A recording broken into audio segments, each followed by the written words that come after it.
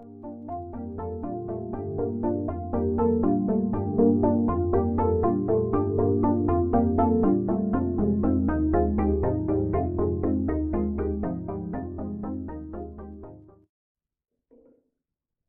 morning, everybody.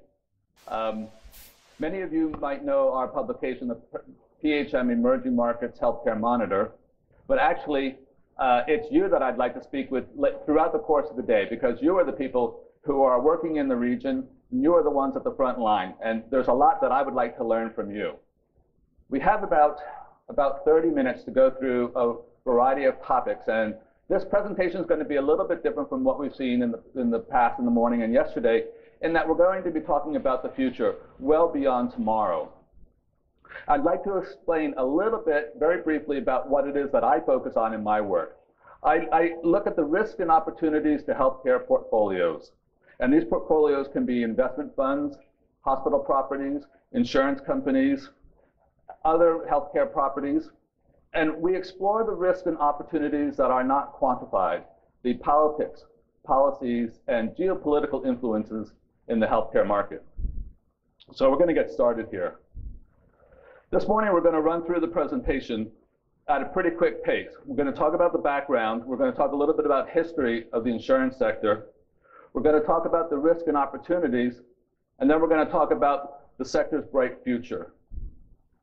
For background, we're going to spend a few minutes on the historical aspects of insurance, because this is a little bit important in how we're going to frame the presentation through the day. We're going to discuss demographics, because demographics are going to have a huge impact moving forward. And we're also going to talk about the geopolitical influences around the world.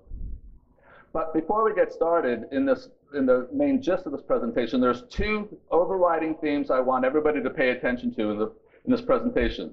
The first is what I call the full circle of Takaful, and we're going to discuss this towards the end. And the second is what we all know as the beauty of insurance. As you know, you're health insurance professionals. You know insurance regulations date back as far as 3,527 BH, or about 2800 BC, and they were first used in what is now modern-day Iraq. Modern health insurance goes back to the mid-1800s, and it was credited to Chancellor von Bismarck. And truth be told, he created a form of health insurance so that the workers would be able to get back to work in the factories as quickly as possible. But he also spoke a lot about the need to develop trust between the employer and the employee. And that was another reason why he decided to bring health insurance into the modern workplace. Now, I'm going to talk about the beauty of insurance, and this is something I'm sure you all spend a lot of time talking about, perhaps with your family and friends, perhaps not, but I'm no longer allowed to talk about the beauty of insurance at dinner parties and in social circles, because my wife asked me to stop talking about it. Our friends tend to run away when we talk about the beauty of insurance. So here we have a room full of insurance professionals, but I'm going to briefly talk about where I was and what I first learned about the beauty of insurance. I am a third-generation insurance professional. I grew up understanding the professional nature of insurance, the educated background, the good work that it does. But it was here in the UAE in 2001, in Dubai, when I first learned about the beauty of insurance. I had a meeting scheduled for the general manager of an insurance company up in Dubai, and it was scheduled very, very briefly. That meeting lasted over 2 hours, and it was fascinating, and I had a great time listening to this general manager. And he opened my eyes as to what insurance can do. Well, I knew about the operational implications of insurance on a day-to-day basis. I had never thought about the broad social impact, the ability of insurance to raise a whole community out of its economic stalemate. We talked about the hydroelectrical plants being built with insurance backing, the roads and the rails, the skyscraper buildings throughout the region that are today leading the world as the tallest buildings. All of these facilities were built with the backing of insurance. Insurance has allowed Dubai, Abu Dhabi, Cairo, Doha, and many other cities in the region to become modern capital cities. And I nearly forgot about the beauty of insurance a few years after. I was at a conference, at a World Bank conference, and I was talking with a private equity professional from India. And we were talking about the low penetration of health insurance in India. And that's really quite a problem, and it's a problem still throughout much of the Middle East and the MENA region. But she said it wasn't a problem, because she said that family, if somebody had gotten sick, that family would be able to sell some livestock or some land, and all would be good. And I told her the lack of health insurance was doing great harm to India and to many other countries. Because without health insurance, that family would need to sell its livestock or some of its land or other property that may have taken a generation or two to acquire. And if they sell it, it will certainly take that long to reacquire it. School tuition might not be paid. Food and other necessities would have to be held back on. As you all know very well, health insurance does help societies move from low income to middle income and onwards. Insurance is a highly effective use of capital, and it does move whole countries. And that's what I call the beauty of insurance. And with the beauty of insurance, there's great opportunities. And with opportunities, there's also great responsibilities. When I think of health insurance in the Middle East and emerging markets in general, that's where I spend all my work, I'm often struck by the challenge of the general managers, people on the front lines like yourselves, trying to not only grow their business, but actually to grow a whole sector. The ethical responsibilities are great and can be damaged in short order. These are only a few of the questions that you all are used to being asked on a constant basis. But the most important question here is, can we, as an industry, continue to build upon the foundation of trust? Already, some countries are having difficulty with this issue, specifically in the area of healthcare fraud. In March of this year, we commented in our publication on two growing issues in the Middle East. One is the growth of unlicensed health insurance companies, and two, hospitals submitting dubious charges to insurance companies. Now, these charges are not unique to the Middle East or to the MENA region, but without swift regulatory action, the health insurance sector can be severely damaged in the eyes of the consumer, and here's how. Every year in Saudi Arabia, there's in excess of 1.2 billion riyals in healthcare fraud. That equals about 320 million US dollars, just in Saudi. This is a serious issue, and it's starting to cause problems. It's starting to cause people to ask, who is stealing from whom? Should I be stealing? And when I look at $320 million, I think about what should the industry be doing. Yesterday I met an American. I don't know him, I just met him here, and he has a company that does medical review. There's not much medical review being done in Saudi Arabia if they can afford $320 million in healthcare fraud in a very new market. The challenge here, and for all new markets, is this. The insurance sector, that is, all of us here today, in collaboration with competitors and regulators, must quickly move to thwart these actions. If we wait too long, the health insurance sector will be viewed by the population as outside its moral tenets, and trust will be lost. We know this from other countries with much longer histories of insurance, much of it in Central and Eastern Europe, and it's not a good place to be for a sector. We're now going to discuss demographics very, very briefly, and as you all know, it is the great demographic changes taking place in the region that is at the core of your business. Growth is explosive, as you know. The world's population is supposed to increase by 50% by the year 2050. But what's more important for you here today and moving forward is the growth of the middle class. Now, this presentation is not going to spend a lot of time on data and issue points. But in this particular area, change in demographics is starting to happen. For the past 50 or so years, the populations have been getting younger and younger, and I think we just saw this morning the mean age here in Abu Dhabi is 18. But this is about to change in general throughout the whole region. And the region is aging and it's maturing demographically. And this is a very strong position to be in. The populations in the Middle East will begin to age from now onward till about 2050. Though they will still be very young, it will increasingly be a younger, middle-aged population. And with this aging of the population will come great demand for the services. The growing healthcare worker shortage is a challenge, enormous challenge all over the world, and it's only going to become more so. And just earlier this month, Saudi Arabia announced that under their Saudization program, they were going to be terminating all nurses with 10 years of experience and expel them from the country. The idea is to bring in more Saudi nurses into the market. That's going to be a tremendous, tremendous challenge, and it is going to impact the health sector dramatically. Governments are going to be forced to increase their spend on healthcare dramatically. We're going to see a little bit of that. And they're going to rely on the private sector. There is much at play in the Middle East, much more than just demographics. The demographics are at the root of the dramatic changes taking place, and it's terribly, terribly exciting. We see a unique opportunity for the Middle East. How it deals with the geopolitical implications will have a profound impact on the private health sector. This is an image. This is an image of Mr. Mohammed Bouazizi. He was a street merchant in Tunisia. He died in January 4 of this year, and he was 26 years old. He lit himself on fire, and that action started a dramatic shift in the region's political and geopolitical shakeup. They say he died because of a systemic corruption in Tunisia. I don't know about that. I've never been to Tunisia. But I do know he no longer trusted the authorities.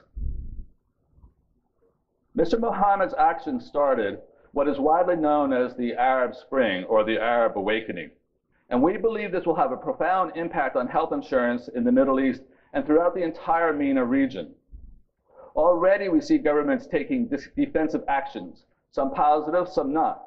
By and large, we see the increase in healthcare spend by various governments to be a positive for the insurance sector. Increased health infrastructure development and increased efforts towards educating and training medical workers are only two examples, but we believe these are two key examples.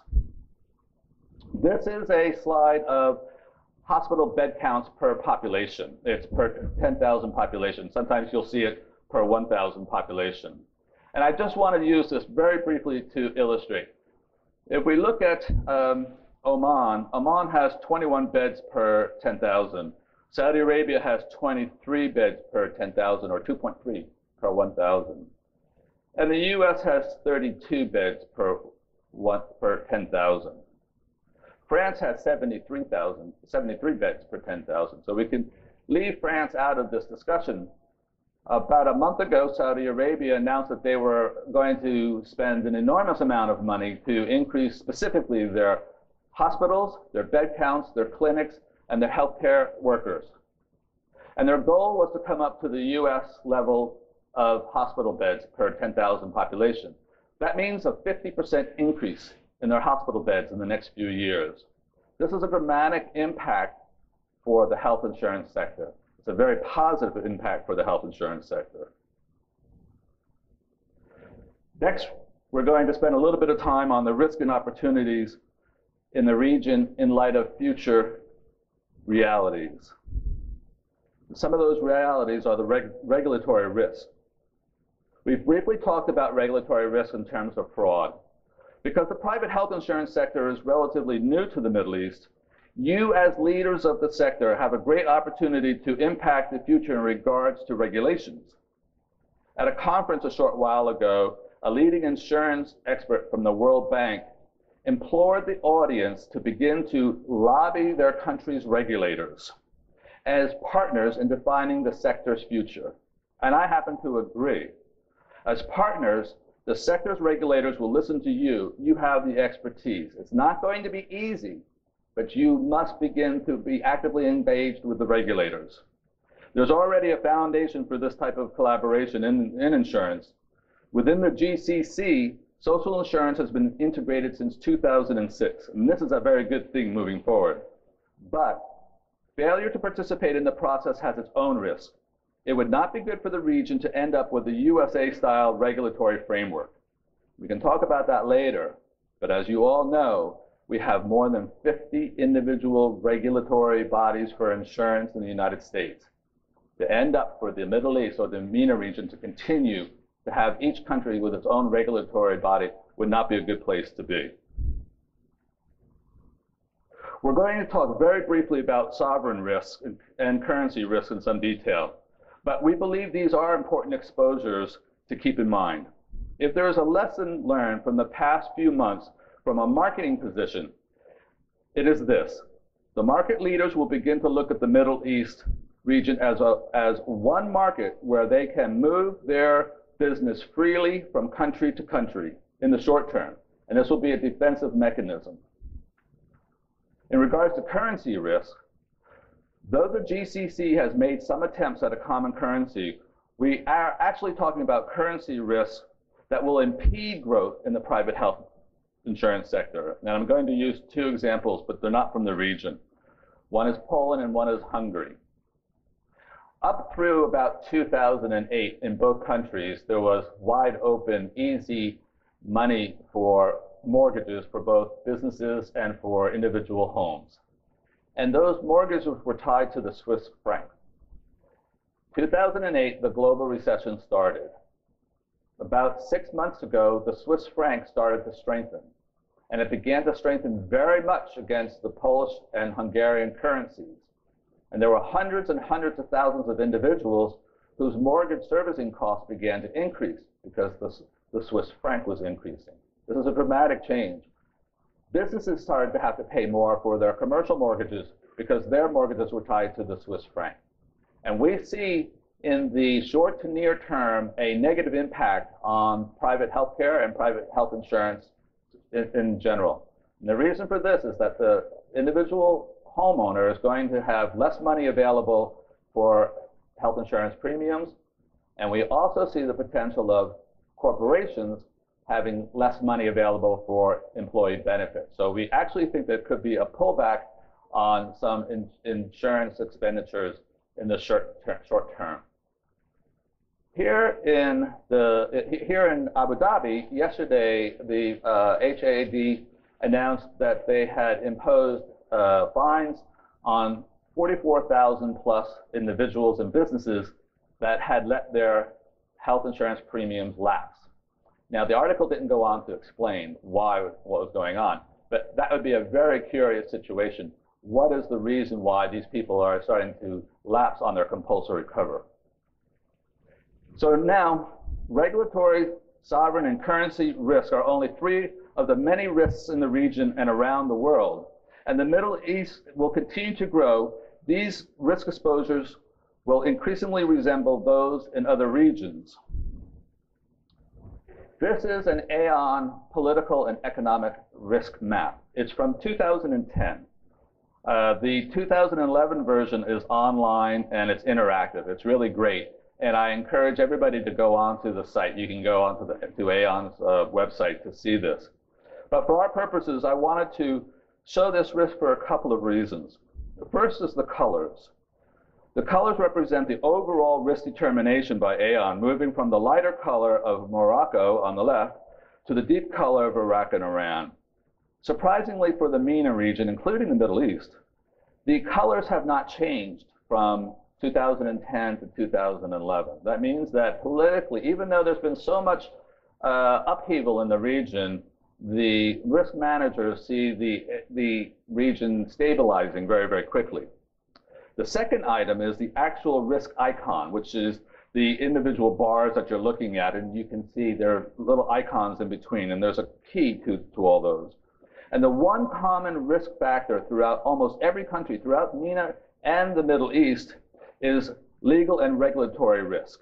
And that's, you can see by the gavel up there. But this map also shows opportunities, and the opportunities are born from geographic and trade similarities. Clearly, one bright spot on the future of health insurance in the region is the firm establishment of the GCC trading bloc. As it expands, possibly with Jordan and Morocco over the next few years, so too will market opportunities. And those opportunities are deeply related to the work done today and truly make the trading block beneficial for the sector. I oftentimes encourage clients to think not only in terms of the normal blocks, trading blocks that we see today, like the GCC. Strategic thinkers see opportunities in the smallest and largest bits of information. As you know, the Middle East is already included in the MENA region, Middle East, North Africa. And now, due to cultural and regulatory opportunities, we are beginning to see talk of a SAMI region, that being Saudi, Ankara, Malaysia, and Indonesia. And the great thing with trade agreements is the ultimate opportunity for regulatory agreements. It is not too often we talk about regulations, technology advancements, and cultural opportunities in one slide or in one subject. But I believe these three are uniquely linked when we discuss health insurance and Takaful in particular. And I want you to take a moment and imagine what I'm about to say. Imagine a market not defined by geography, but by the regulatory and cultural similarities of the buyer. A buyer able to cross national borders by technological advancements. In this market, perhaps the GCC, perhaps SAMI, or maybe a market still undefined, a wealthy middle-aged policyholder, say in Jakarta, shares the same risk pool and lower premiums with a young, upwardly mobile policyholder in Egypt. This is just one example. The idea here is that the cross-subsidization of risk sharing will take place not based on geography or national boundaries, but rather the cultural and demographic similarities of the policy holders. Here is what we can ultimately imagine: a trading bloc not defined by politics or religion or national origin, but rather by the cultural and social similarities of the customer. And this is exactly why we think Takaful policies have such a bright future in the Middle East, in the MENA region, and throughout the world. Okay? Well, we've now taken private health insurance and Takaful and conquered the entire world. And we'll just bring it right back to the Middle East. The Takaful market as a whole is just starting to reach a point where robust analysis can be done from the data that is beginning to come out of the markets themselves. And the most important thing to recognize is that Takaful, particularly health Takaful, is relatively new. These reports are beginning to show the Takaful market, like all new products and all new markets, have, for various reasons, relied on pricing as the main differentiator, the main selling point. Obviously, this is a short-term tactical response and really no different than any other new product or new market life cycle. This is just simply classic product behavior. We still believe there's a bright future for health insurance and Takaful. Now, the title of this speech is Private Health Insurance, Takaful, and the Sector's Bright Future. But any bright future, by definition, must be viewed in terms well beyond tomorrow's quarterly report.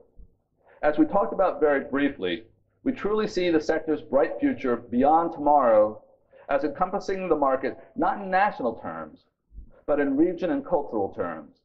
These markets will capitalize on the best insurance practices and grow their products in new and different ways. Cross-subsidization will occur not between or within product lines, but between countries. Sector leaders will, in a manner of speaking, roll up loss makers and tie them in with market share leaders within specific products rather than along company or national segments. And distribution will take new forms perhaps that we've not even thought of yet. Bank assurance, certainly, well established. Kiosks, already happening around the world. Mobiles, what's wrong with buying insurance via the mobile? It can be done. You are the thought leaders here. You are the ones that will be thinking about new distribution channels. But let's not forget one tried and true distribution channel that I truly believe is unique to the insurance sector, and that is the agent and agency system. The ability to capitalize on the growing entrepreneurial class is key to any insurance distribution system. Beyond tomorrow also will include an abundance of healthcare infrastructure in the Middle East. And for the health insurance sector, this is indeed a benefit. When I spoke earlier about the Arab Spring, one of the byproducts of that movement is the stated growth of hospitals, clinics, and health workers in some countries. This significant healthcare infrastructure growth will benefit the insurance sector in the short to medium term. Upwards of 10 years out, we will see the competitive landscape tilting in favor of the health insurance sector due to a large increase in number and an increase in competition amongst the service providers. Every new hospital, every new clinic, every new group of doctors and consultants will be a competitive advantage to the insurance sector. Network contracting will become stronger in favor of the insurance players. Third-party administrators will improve their experience and expertise and take a more active role. The general public will migrate to those insurance companies that have the best provider networks and the best benefits. And all of this is because of the increased spending in healthcare in the region that's just beginning today. When we view the health insurance sector in the macro sense, we clearly see how the combination of demographic changes, increased healthcare infrastructure, and the opportunities of cross-border development all combine to create a very positive future beyond tomorrow. And this is at the essence of Health Takaful, a market we believe has come full circle. As I mentioned earlier, it was here in the Middle East that I first learned of the beauty of insurance. And it is in the history of insurance that we see the bright future for Health Takaful. At the beginning of today's presentation, we had a slide about the history of insurance. And in that slide, we noted Bismarck as the founder of modern health insurance. But health insurance has evolved over the last 130 years. And the common thread in the history of health insurance is the strong prevalence of mutuals, shared risks, and trust. This is the foundation of health insurance, of Health Takaful. And this is the unique feature Health Takaful holds. So today, we've gone through a range of issues for the health insurance sector in the Middle East and the MENA region, from demographics to regulatory to cultural challenges and opportunities. All of these issues, we believe, will soon reach a point where a pan-regional health insurance and Health Takaful will become the norm, the status quo. The speaker following me will give a most important speech on Health Takaful itself, but I would like to illustrate the company he leads. That company was started in 1989 and changed its name to Takaful International Company in 1998. The reason they changed the name is illustrated in the company's history, and in it reads, "The new name reflects the country's new futuristic vision and ambition to expand its business within and outside the kingdom." I couldn't have said it better myself. The future is here, and the future is now. Private health insurance and Health Takaful have a very bright future, and the future is being led by visionaries like you here in this room today. And thank you very much.